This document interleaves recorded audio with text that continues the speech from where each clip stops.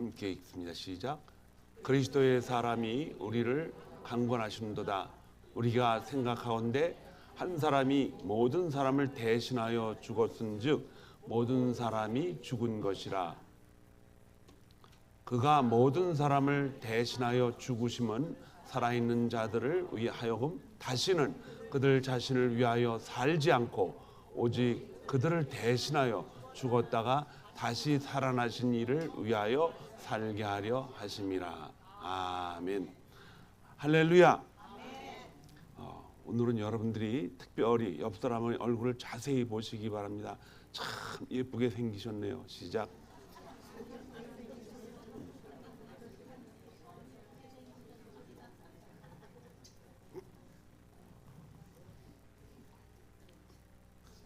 그냥 한번 보고서는 잘 모르죠. 자세히 봐야 잘 생겼는지 안 생겼는지 알 수가 있습니다. 오늘 우리가 방금 읽은 고린도후서 5장 14절부터 15절까지는 하나님 그리스도의 사랑이 우리를 강권하시는도다. 그래서 강권이라는 말이 좀 어려워요. 그 강권하다는 말은 강하게 뭐 하신다? 권면하신다 이런 뜻이에요. 강하게 권면하신다. 무엇이 강하게 권면하시는가? 그리스도의 사랑. 그리스도의 사랑이 우리를 강하게 끌고 다니신다 이런 뜻입니다. 강하게 끌고 다니신다. 본문은 모든 사람을 대신하여 죽었기 때문에 살아있는 자들, 살아있다라는 것은 생명을 가지고 있는 모든 사람들이 예수 그리스도의 죽음과 관련이 있다 이런 뜻입니다. 그리고 그 사랑은 어느 누구도 예수 그리스도와 관련이 있는 사람은 어느 누구도 거기서 피할 수가 없다. 왜냐하면 그분의 사랑이 우리를 뭐하기 때문에 강권하시기 때문에. 얼마나 강권하시는가. 여러분 그 강권은 끝까지 따라다니면서 우리를 찾아다니시는 거예요. 근데 왜 그러는가? 잠언서 20장 21절에 보면은 하나님이 인생을 자기 마음대로 다 펼친다 할지라도 마치 이 농부가 비가 오면은 물이 흐르는 장소를 이렇게 만들어 놓죠. 그걸 본물이라 합니다. 하나님이 그 물이 그쪽으로 흘러갈 수 있도록 이게 다 만들어 놓으셨기 때문에 그 물이 어디로 피할 수가 없어요. 파는 길로 간다 이런 뜻입니다. 그래서 성서는 이렇게 기록합니다. 우리가 생각하건대 한 사람이 모든 사람을 대신해서 죽었은즉 모든 사람은 죽은 것이라. 그러니까 한 사람이 예수 그리스도가 모든 사람을 위해서 죽었다라는 것은 살았다는 것, 그분이 모든 사람을 위해서 죽었다라는 것은 그 모든 사람이 이미 뭐 했기 때문에 죽었다라는 뜻이에요. 죽었기 때문에 그 죽은 사람들을 위하여 그가 모든 사람을 대신해서 죽으심은 살아있는 자들로 하여금 다시는 그들 자신을 위하여 살지 않고 오직 그들을 대신하여 죽었다가 다시 살아나신 이를 위하여 살게 하려 하심이라. 그분 예수 그리스도가 그 모든 사람을 위해서 대신 죽었기 때문에 거기서 끝난 거예요. 그런데 그분이 다시 살아났다 하면 죽어있는 모든 사람들을 위해서 다시 살게 하시려고. 저와 여러분도 그 중에 한 사람인 줄 믿습니다. 우리는 실상은 예수 그리스도의 죽음과 부활에 대해서 전혀 관심이 없던 사람이었어요. 왜 관심이 없었느냐? 우리의 관심이 워낙 세상 환경에 집중되어 있었기 때문에 관심 밖이에요. 저와 여러분은 눈도 똑같이 한쪽을 봐야죠. 한쪽 눈은 이쪽을 보고 한쪽 눈은 저쪽을 보면은 하나님의 뭐가 있다? 심판이 있다는 거예요. 그거를 예수님이 우리에게 알려주기 위해서 십자가에서 죽으시고 그 다음에 부활하신 것입니다. 여러분 이미 들은 적이 있는 역사 속의 사건입니다. 이미 저도 이 이야기를 코로나 전에 한번 여러분들에게 얘기하고 말씀을 드렸는데 기억하신 분이 있을지 몰라요. 1956년에 남미의 에콰도르라는 그 아주 나무가 무진장 많은 그 정글 속에서 사는 부족이 하나 있었습니다.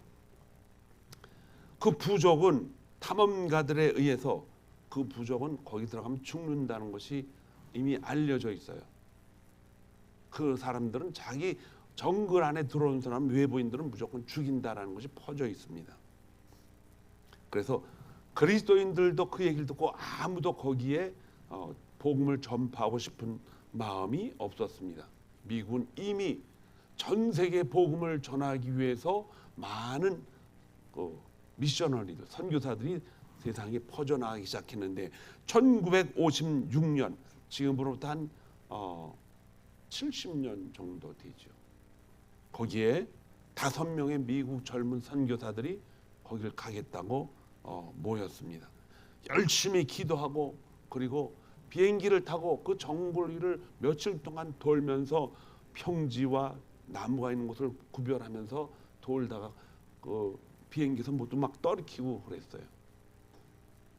먹을 것이죠, 음식을.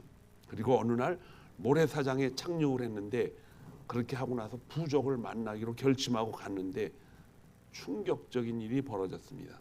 부족들이 이미 창을 들고 와서 그곳에서 기다리고 있었던 거예요. 그들은 5 선교사들을 다 죽였습니다. 그 자리에서. 그 소식이 세상에 퍼지고 미국 신문에도 아주 대서특필하게 됐습니다. 그리고 사람들은 이렇게 말합니다. 도대체 선교를 어떻게 하는 것인가? 너무 어리석은 선택을 했다. 그 젊은이들 그곳에 보낸 사람들이 누구냐? 따지고 그 선교사들이 속해 있는 교단에 대해서 아주 그냥 많은 좋지 않은 이야기들을 하면서 많은 비판이 일어났습니다. 더군다나 그 비판 속에 그 가족들, 그 아내들은 얼마나 마음이 아팠겠어요. 몸둘 바를 모르고 고통 속에 보낸 그 선교사들 가족 중에 2 가족 아내들이 기도하면서 하나님 앞에 매달렸습니다. 그리고 그들은 다시 그 부족에게로 들어갑니다. 자식들을 데리고. 엄청난 도전이지요. 여자의 몸으로. 그런데 결국 그 부족들이 나중에 어떻게 됐느냐? 그 여인들이 전해준 말을 듣고 예수 그리스도를 믿기 시작했습니다. 더군다나 그 선교사들을 죽인 그 사람이 예수 그리스도를 믿고 전도자가 되었다는 이야기도 그 신문 기사에 나와 있습니다. 그들이 그렇게 살 수 있었던 이유는 무엇일까요? 그 중에 한 사람 짐 엘리엇이라는 사람인데 그는 이렇게 편지를 써놓고 선교를 갔습니다. 영원한 것을 얻기 위해 잠시 있는 것을 버리는 사람은 어리석은 사람이 아니다. 이렇게 써놨어요. 우리 앞에 영원한 것이 있는데 잠시 있는 이 2일, 3일, 4일, 2년, 3년, 30년의 일을 가지고 살아가는데 그걸 버리고 영원한 것을 선택한 사람들은 결코 어리석은 사람이 아니다. 그 사람이 지금 살아있다 할지라도 이미 죽었습니다. 청년 시절에 1956년이니까 지금 만약에 죽지 않고 살아있다면 120살이 넘었을 것입니다. 이게 죽었겠죠. 그를 사랑하던 아내들도 다 죽었습니다. 그리고 그를 죽인 부족들도 다 죽었어요. 우리가 여기 이 사건을 통해서 알 수 있는 것은 인생은 반드시 여러분이 제가 대답했듯이 반드시 뭐한다? 죽는다는 거예요. 반드시 죽습니다. 그러나 반드시 죽는다는 그 결정 때문에 저와 여러분이 내일과 모레 앞으로 우리에게 일어날 근시안적인 미래에 대해서 포기하고 살라는 말은 아닙니다. 반드시 죽는다면 오늘과 내일은 우리에게 수도 없이 말도 표현할 수 없이 소중한 날이라는 것입니다. 왜냐? 그 영원한 그날을 위해서. 그 영원한 그날은 아무나 들어갈 수 있는 것이 아니라 예수 그리스도의 보혈을 의지하고 살아가는 사람들한테만 들어갈 수 있는 문입니다. 여러분도 마찬가지고 저도 마찬가지고 우리 모두는 자연스럽게 자기 중심적으로 살아갔습니다. 인생을 선택할 때 이것이 나에게 유익한가, 나에게 무슨 유익이 있는가를 늘 생각합니다. 그렇게 생각하면서 살다 보니까 이게 습관이 돼가지고 생각할 여유도 없이, 그리스도인들이에요. 그리스도인들도 그렇게 늘 살아왔기 때문에 생각할 여유가 없어요. 그냥 습관이 돼버려서 자기 유익대로 말을 하고, 자기 유익대로 판단하고, 자기 유익대로 사람들과 교제합니다. 우리의 생각이 이미 그렇게 플랫, 구성이 딱 돼 있다라는 뜻이에요. 이거 바꾸기 쉽지 않습니다, 여러분. 그러나 이것이 나쁜 사람이어서가 아니라 우리가 육신을 가지고 그렇게 살아갈 수밖에 없는 연약한 존재이기 때문에 우리의 지혜도 대부분 육신적인 눈으로 보이는, 아까도 말씀드렸지만 내 눈이 사팔띠가 돼가지고 그렇게 옆을 다 쳐다본다 할지라도 생각은 항상 우리 육신을 위해서 판단할 수밖에 없는 한 가지 목표를 가지고 있다는 것입니다. 그러나 어느 순간 세월이 지나면서 우리 생각이 조금씩 바뀌고 있다는 것입니다. 왜냐? 여러분들이 하나님을 믿는다고 하면서 예배를 참석하고, 하나님을 믿는다 하면서 말씀을 공부하고, 하나님을 믿는다 하면서 믿는 사람들끼리의 대화를 통해서 우리 안에 뭔가 조금씩 변화가 있다는 거예요. 그게 뭐냐? 세월이 지나면서 배우는 것입니다. 그러면서 이게 하나님께 영광이 되는 일인가? 라는 질문을 우리한테 또다시 새기게 돼요.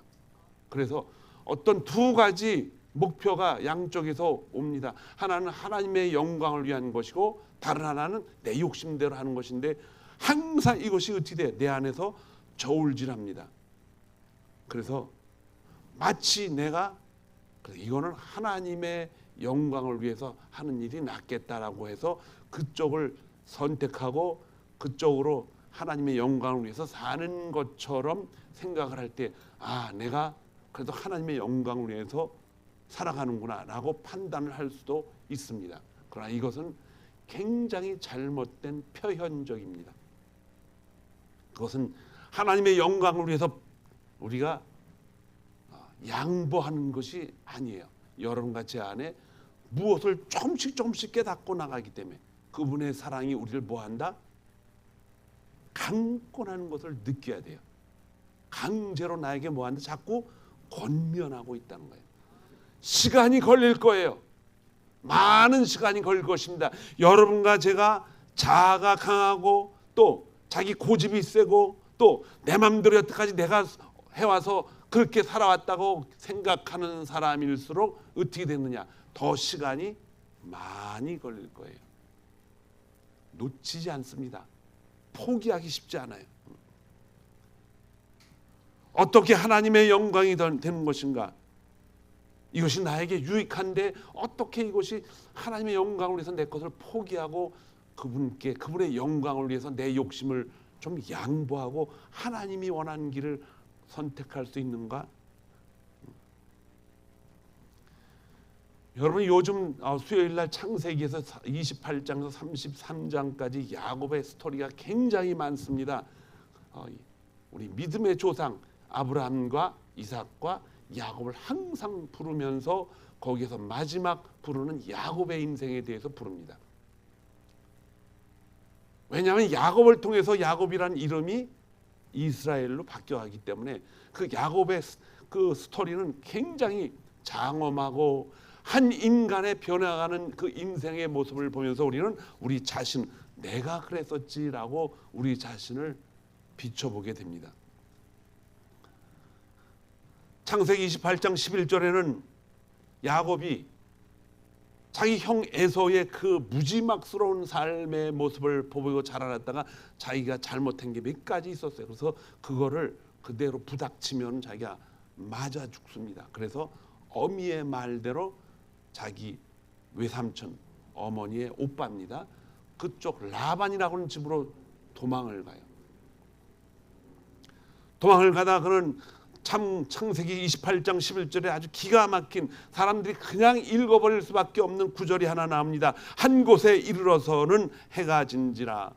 그러니까 가다가 자기를 받아줄 때도 없고 잠을 잘 때도 없고 그냥 어슬렁거리는 그 한 곳, 정처 없이 가는 그곳입니다.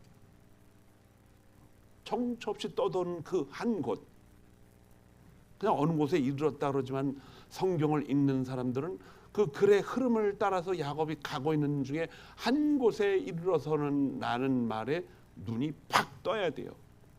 갈 곳이 이렇게 없었나? 그때는 차도 없었고 걸어가야 되기 때문에 가는 도중에 아무도 자기를 맞아주는 곳이 없는 그곳에, 산속에서 그곳에 이르러서는 해가 진지라 거기서 유숙하려고 그는 한 돌을 가져다가 베개로 삼고 거기서 누워서 처음으로 잠을 자게 됩니다. 그때 사건이 하나 나오죠. 하나님이 그를 찾아오죠. 꿈속에.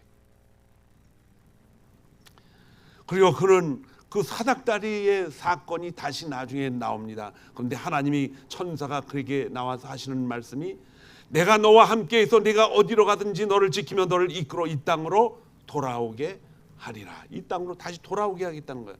내가 내게 허락한 것을 다 이루기까지 너를 떠나지 아니하리라. 그러니까 항상 하나님이 야곱과 뭐 하시겠다? 함께 하시겠다는 약속을 합니다. 그래서 그는 그 땅, 자기가 있던 그 한 지점을 베델이라, 하나님이 그곳에 계시다, 그 장소를 베델이라고 짓습니다. 그리고 그 다음날 아침 돼서 라반의 집으로 부지런히 걸어가는 사건이 일어나는데, 거기까지 다시 돌아오는 시간이, 그 베델로 다시 자기가 만났던 하나님 앞으로 돌아오는 그 예배 장소로 돌아오는 그 시간이 20년이 걸립니다. 성경은 20년 동안 야곱이 살았던 것을 아주 기가 막히게 적어놨어요. 그래서 이렇게 저까지 적을 필요가 있는가 했을 때 필요가 있어요. 왜? 그 야곱을 통해서 저와 여러분 자신을 볼 수 있기 때문입니다. 지독하게 안 변합니다, 여러분. 여러분과 저도 지독하게 안 변하죠? 정말 지독하게 안 변해요. 정말 인간은. 왜냐? 변할 수가 없어요, 인간은.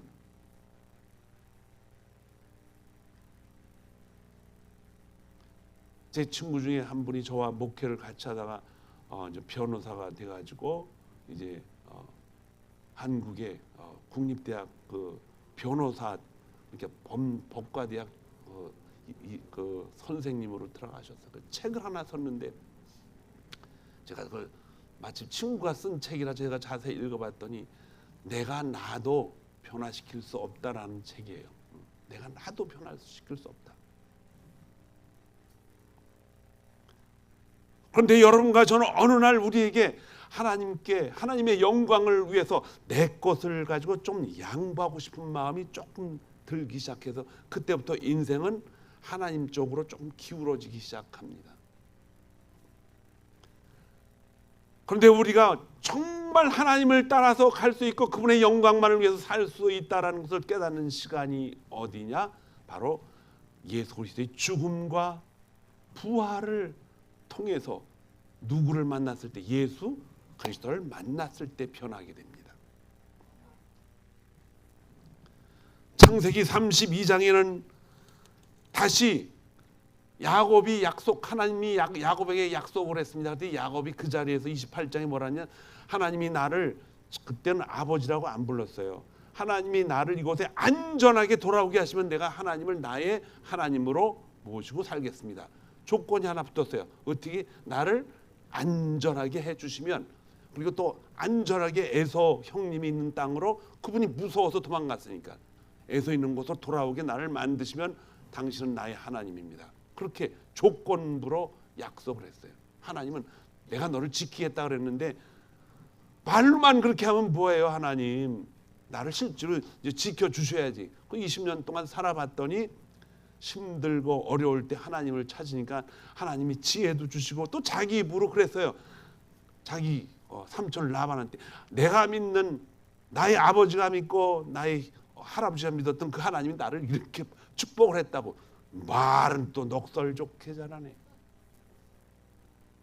그래서 돌아올 때는요, 그 형이 아직도 무서우니까 맨 앞에 자기가 얼마나 재산이 많은지 이 형님 하나를 보기 위해서 가는데요, 나라와 나라가 협정을 하는 스타일로 엄청난 물질을 가지고 다니는. 그래, 이 물건이 다 어디서 나왔나? 이게 라반의 집에서 다 훔친 거 아니야? 그 가만히 봤더니 훔친 게 아니야. 하나님이 다 주신 거를 뒤에다 그냥 아무도 모르게 그냥 세상 말로 요새 말로 꼬붙여 놓은 거예요. 그냥 막 꺼내가지고 다 긁어가지고 자기 앞에 다 보내고 종들 앞에 보내고 자기 자식들 보내고 부인 보내고 그 중에 자기가 가장 사랑했던 라헬 부인과 그 아들 요셉을 뒤에다 세우고 그나마 자기는 맨 뒤에서 서가지고 그걸 따라간 거예요. 왜? 여참은 36개를 하려고. 이렇게 야곱은 철저하게 자기 중심적이는데 이것이 저와 여러분의 모습이라는 거예요. 그렇죠? 철저하게 우리는 여러분 나이가 들어서 젊은 시절 땐 뭐 결혼할 땐 뭐 그런 거 못 느끼죠. 연애할 때 보세요. 어디 가서 둘이 연애하다 보면요, 남자는 잔디에 잠깐 앉아서 도시락 먹자 그러면 자기가 그렇게 아끼던 손수건을 여자 거기 깔고 앉아서 탁 깔아주고 자기는 철바닥에 앉죠. 그런데 나이가 들어서 병 들어 보세요. 그냥 뭐 갖고 와라 저거 와라 그냥 뭐 해라 저 해라 얼마나 잔소리가 많은지 아세요? 자기가 살아야 되니까. 야곱은 많은 재산을 가지고 있었지만은 베델로 돌아가면서 그는 아무것도 없었음을 그제야 깨닫습니다. 베델, 야곱이 처음으로 하나님과 약속의 장소를 버리고 베델로 돌아가면서 돌아가기 전에 그는 하나님이 그의 뭐를 쳤어요? 허벅지에 뼈를 건드렸어요. 그걸 환도뼈라고 합니다. 그것이 부러져서 자기가 가고 싶은 건 마음대로 못 갑니다. 자기가 하고 싶은 거 마음대로 못 해요. 일어나기도 힘들어요. 한번 일으켜 놓으면 또 앉기도 힘들고. 제가 며칠 전에 생전 넘어지지 않던 제가 한번 넘어졌어요. 콘크리트 바닥에서. 그래가지고 어느 집에 신방을 가려고 그러는데 그냥 갈 수 없으니 뭘 사려고 저 가서 들어갔다가 그 앞에 턱이 이렇게 있는데 그 턱을 제가 못 봤어요. 탁 걸려가지고 콘크리트 바닥에 쓰러지는데 쓰러지는 순간 저도 머리가 얼마나 좋은지 그때 알았어요. 그래서 제가 소림사 출신도 아니었는데 그 순간에 이대로 쓰러지면은 안면이 다치겠다. 그래가지고 팍 틀어가지고 손을 짚었는데 손가락에 상처가 나고 바지 무릎에 있는 바지가 다 찢어지고 피가 막 나오기 시작하는 거예요. 제가 표시를 여러분들이 안 내는 이유는 그래도 제가 빠르기 때문에.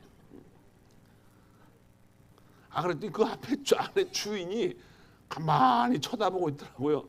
그래서 저는 얼른 그 사람한테 제가 반감을 가질 필요가 없잖아요. 왜? 내가 잘못한 거니까. 미국은 또 상황이 틀리죠. 그래서 눈치를 살살 보더라고요. 그래서 저는 바깥에서 얼른 누가 볼까봐 먼저 툭툭 털고 다리는 아프고 쩔룩거리는데 쩔룩거리지 않으려고 애를 쓰면서 그냥 항상 상점에 들어가면 웃음을 짓고 가지만 그날은 입을 그냥 한 일자로 딱 다물고 갔어요. 아프니까 그냥 피는 나오고. 그래서 뭐 하라 뭐가 다 달라서 얼른 튀어나왔어요. 나오면 차 안에서 어떻게 아픈지. 그 옷을 입고 신방을 갈 수 없어 집에 가서 이제 옷을 갈아입고 신방을 갔습니다.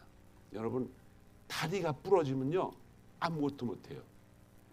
그냥 앉아서 명령만 해야 돼요. 그런데 그 명령이 무엇을 위한 명령이냐? 자기의 생각, 판단 이런 걸로 다 집중돼요. 그런데 야곱은 그 명령을 창세기 35장 2절 야곱의 마지막 인간성이 다 무너지는 곳에 이렇게 기록을 하였습니다. 가족들에게 말합니다. 너희 중에 이방 신상을 버리고 자신을 정결하게 하라. 그리고 하나님께 제단을 쌓을 준비를 해라. 다 포기하는 거예요.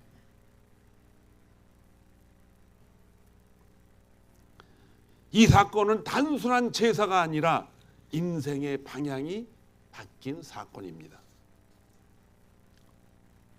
베델, 엘 베델, 하나님이 계신 곳. 야곱은 회개합니다. 그러나 너무 많이 늦었어요.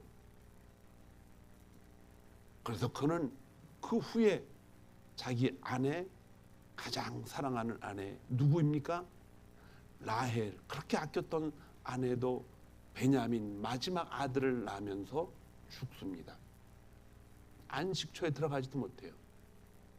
큰 부인 레아도 죽고, 그 다음에 그 가장 사랑하는 아들 요셉은 형들이 모의를 해가지고 애굽에 팔아버립니다. 야곱은 볼 게 없이 자기 육신의 모습대로 가장 모든 것을 다 가지고 많이 가지고 있다고 생각했지만은 다 잃어버렸는데, 하나님은 그렇게 할 수밖에 없었어요. 왜? 야곱이 무진장 고집이 세기 때문에. 여러분, 십자가를 한번 생각해 보시기 바랍니다. 십자가는 야곱의 할아버지 아브라함이 이삭을 산에다 바치라고 한 모리아 산에 지어진 예루살렘 성 뒤편에 세워진 땅입니다. 골고다 산성입니다. 물론 야곱이 하나님과 만났던 베델이라는 땅은 그 예루살렘 성에서 조금 위쪽으로 한 18km 떨어져 있다고 성경학자들은 기록하고 있어요. 그러나 다 같은 지역이에요. 제가 오산에서 왔죠. 근데 저는 오산 오리에서 태어났어요. 근데 누가 나는 오산에서 태어났다는 그 사람이 오산 오리에서 태어났다는 뜻이 아니고, 오산도 넓은 지역이기 때문에 그냥 오산에서 태어났기 때문에 모든 일들 오산에서 태어났다 그러면 고향 사람 이렇게 생각을 해요. 베델에서 있었던 땅이, 그러면 왜 하나님은 베델에서 다시 십자가 사건이 일어나지 않았는가? 다 가나안 땅입니다, 여러분. 그 가나안 땅에 예루살렘 성이 세워지고 그곳에 십자가가 세워집니다. 골고다 언덕이죠. 십자가에 예수님의 큰 못이 박혀 있습니다. 망치 소리가 날 때마다 육신의 몸이 거기 매달려 있기 때문에 몸이 흔들리지요. 망치가 내려칠 때마다 아픔이 머리를 찌릅니다.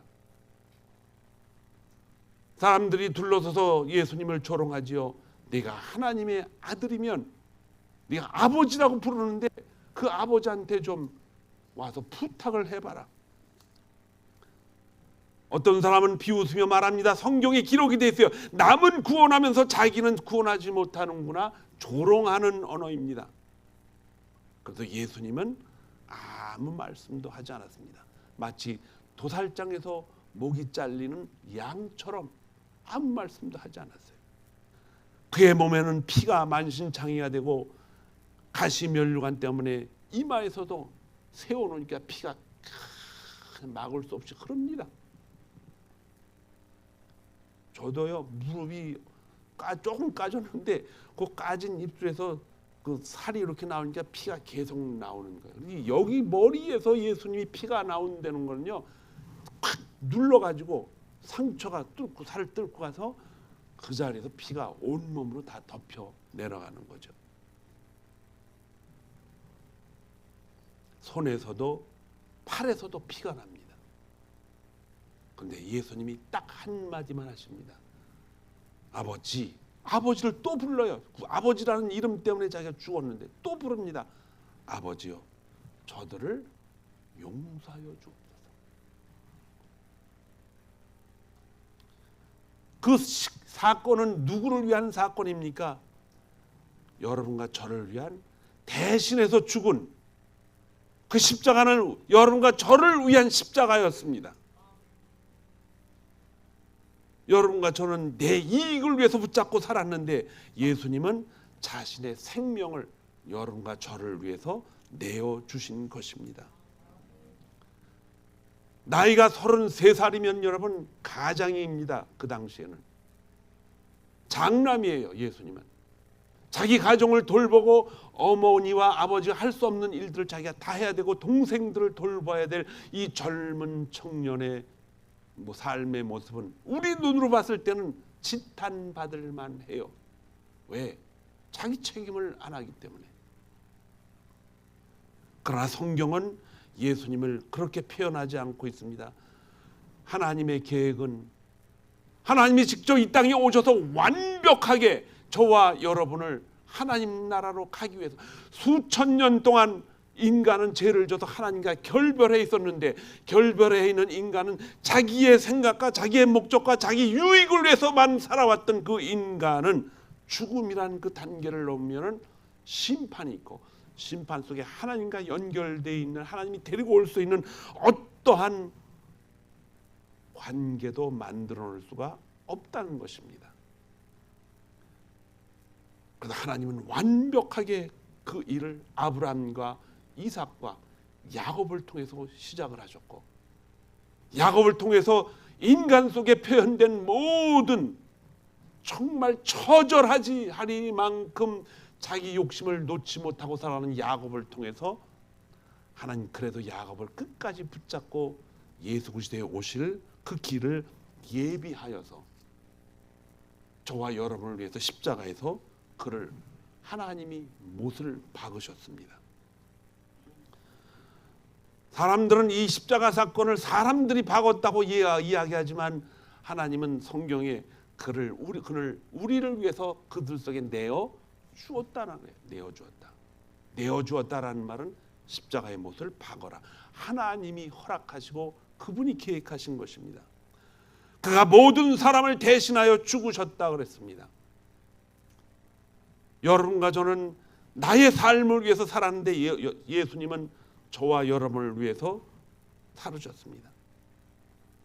하나님은 우리를 하나님의 형상대로 우리를 창조하셨기 때문에 그를 잃어버린 우리에게 하나님을 아버지라고 부를 수 있는 눈을 뜨게 하시려고 그분이 먼저 사랑하는 나의 아버지여라고 부르게 만드신 거예요. 여러분이 하나님을 나의 아버지라고 부를 수 있는 것은 예수님이 죽은 원인이 나의 아버지라고 불렀기 때문에 우리도 그를 아버지라고 부를 수 있는 길을 열어놓으려고 그렇게 하신 것입니다. 우리는 나의 이익을 붙잡고 살았는데 하나님은 단지 한 가지 자신의 생명을 우리를 위해서 내어주신 이유가 우리에게 하나님 창조주를 나의 아버지라고 부를 수 있도록 하기 위해서 이 땅에 오셨습니다. 그분이 생명을 마치고 십자가에서 죽으시는 날 여러분 기억하세요. 그를 십자가에 못 박히신 하나님 아버지가 먼저 우셨어요. 그 우신 모습을 보신 예수 그리스도가 동시에 하나님 하실 수만 있다면 이 잔을 내게서 옮겨주소서 우시는 하나님을 보고, 많은 사람들이 예수님이 고통스러워서 그렇게 말씀하셨다는데 No! 그것이 아닙니다. 물론 고통스럽죠. 그러나 하나님은 그 고통 때문에 그 일을 하신 것이 아니라 자기를 십자가에 못 박으시려고 내어놓으신 하나님 아버지를 알기 때문에 이것을 옮길만 하거든 옮기세요. 그리고 울지 마세요. 그러나 내 뜻대로 마옵시고 아버지의 뜻대로 하옵소서. 예수님도 우시고 그리고 그 일을 진행하는 성령 하나님도 같이 우셨다는 것입니다. 이렇게 해가지고 우리는 깨달아야 될 중요한 사건이 뭐냐? 죽음 후에는 반드시 지옥과 천국이 있는데 지금 믿어지지 않지만은 믿어지려면 어떻게 해야 돼요? 예수 그리스도의 죽음과 부활을 잘 깨달아야 됩니다, 여러분. 제가 강단에서 복음을 전파하는 데서 10년, 20년, 30년, 50년 할 수 있는 게 아니잖아요. 이 짧은 시간 동안 나에게 주어진 시간은 무엇을 위한 시간이냐? 십자가의 사건을, 그 사랑을 하나님이 내게 주신 하나님의 자녀들에게 알려주라고 나를 이 단에 세운 줄 믿습니다. 저는 십자가의 사건을 통해서 여러분이 잘 먹고 잘 살고 환경이 좋아지고 새로운 길로 어떤 비즈니스를 해서 잘 살게 만드는 일을 알려주기 위해서 하는 것은 결코 아닙니다. 인생은 짧습니다, 여러분. 그분이 자신의 생명을 내어주시는 그날 삼위일체 하나님이 함께 오셨다라고는 이 놀라운 십자가 사건은 거기에서 우리는 하나를 끄집어낼 수가 있어요. 그게 뭐냐? 하나님이 우리를 너무너무 사랑하신다는 거예요. 왜 사랑하시느냐? 우리를 그분의 형상대로 만드셨기 때문에. 그런데 그분의 형상대로 만드셨으면 우리가 하나님이 우리를 막 마음대로 좀 길을 만드셔서 하지 않는, 그렇게 하면 좋지 않은 건데 그렇게 하지 않으셔요.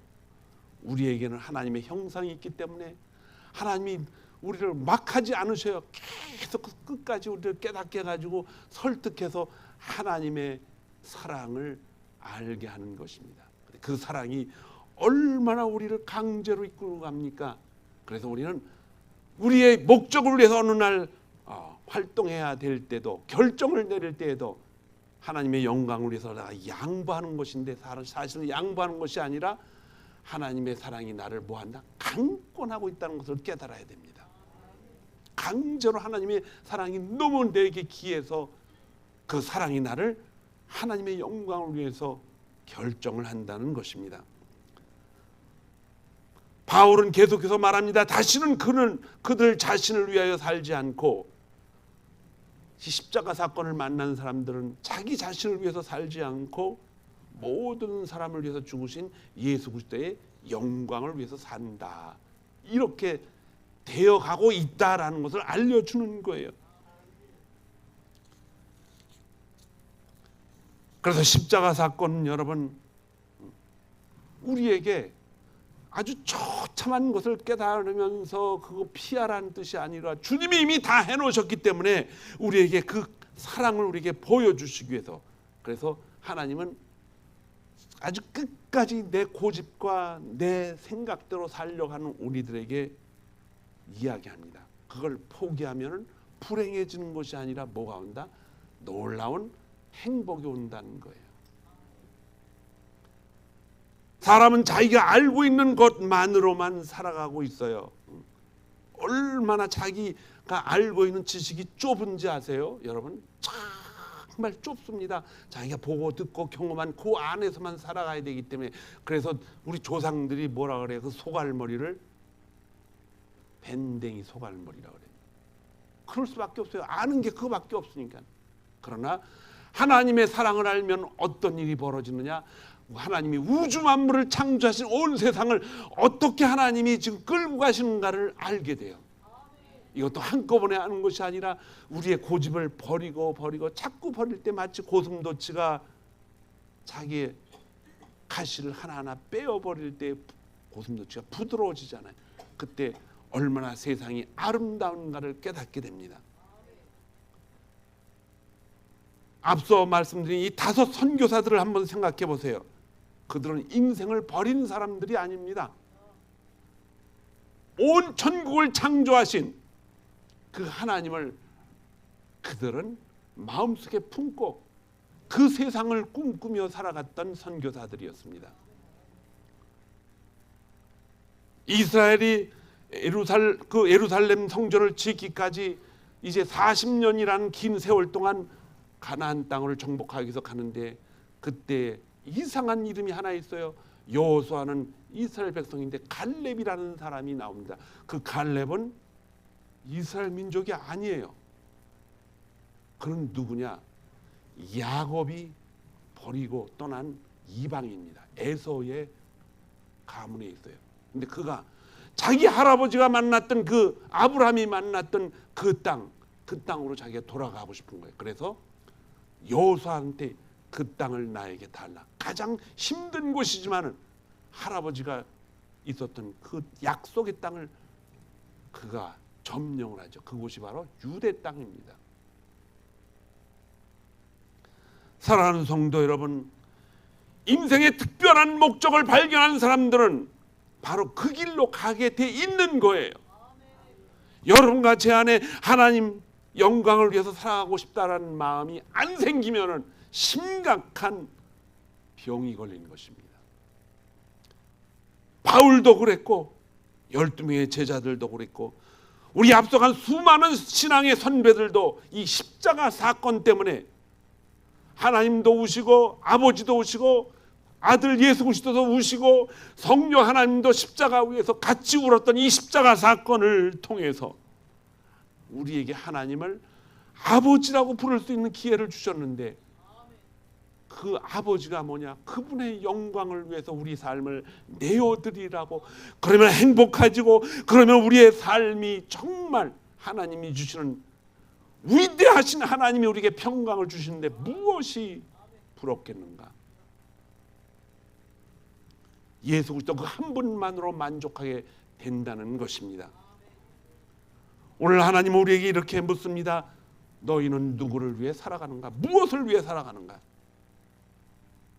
부활절을 앞두고 우리는 결심을 해야 됩니다. 하나님, 이제는 나를 위해 내 생각대로 내 판단대로 내 습관대로 살지는 않고 이제부터는 하나님의 영광을 위해서 살 수 있도록 내 길을 인도해 주세요. 그때 우리는 발견하게 됩니다. 세상이 줄 수 없는 놀라운 기쁨과 평강을 하나님이 우리에게 주실 것이라는 것입니다. 성경은 믿음의 사람들에게 그걸 이미 준 것이 기록된 사건입니다.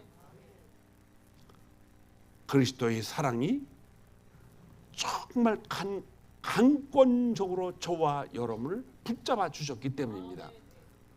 2026년 부활주일 기대하시기 바랍니다.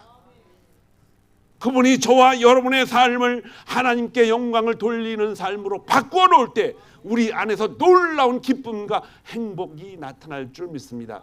여러분, 행복하게 살아야 되겠죠? 돈이 아무리 많아도 건강이 아무리 좋아도 어디서 무슨 일이 터질지 모르기 때문에 잠을 못 자고 있는 부유층들, 미국에서 가장 많이 팔리는 약이 뭔지 아세요? 수면제예요. 온 세상 사람들이 세상 것으로 많은 것으로 채워놨지만 그게 다인 줄 알았더니 아니라는 거예요. 사랑하는 새벽빛교회 성도 여러분, 하나님의 사랑이 여러분과 저의 삶을 강권적으로 인도하는 시간이 반드시 올 줄로 믿습니다. 그 시간을 위해서 여러분 말씀과 기도로 하나님 앞에 정말 친밀한 관계를 맺으면서 주님이 하신 그 길을 우리도 따라가겠다고 담대하게 걸어가는 우리 모두가 되기를 주님의 이름으로 축원합니다. 기도하겠습니다. 살 것이다. 그런데 그래도 결국은 죽을 것이다라는 것을 결국 알아요. 왜 압니까? 자기 부모님이 돌아가시고 주의 형제들이 죽으니까 결국 나도 세상을 떠나는구나. 그런데 문제는 이걸 심각하게 생각 안 하고 그냥 산다는 거예요.